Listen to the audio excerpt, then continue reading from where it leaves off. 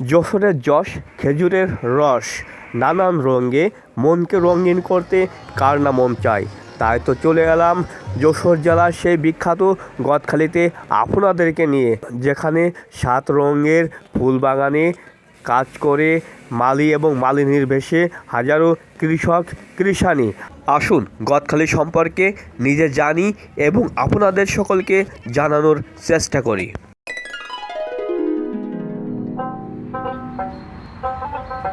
গদখালি বাংলাদেশের ফুলের রাজধানী হিসেবে সুপরিচিত।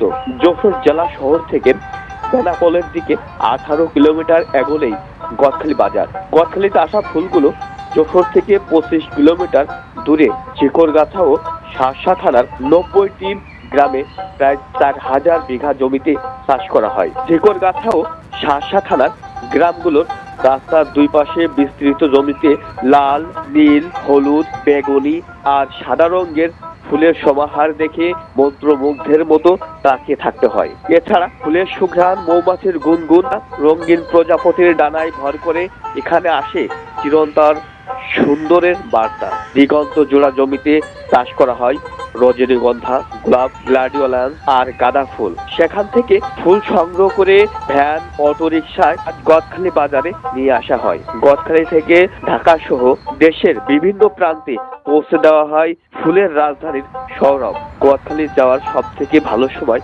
জানুয়ারি ও ফেব্রুয়ারি মাস। এখন প্রায় সারা বছরই বাহারি ফুলের সৌন্দর্য দর্শনার্থীদের বিমোহিত করে।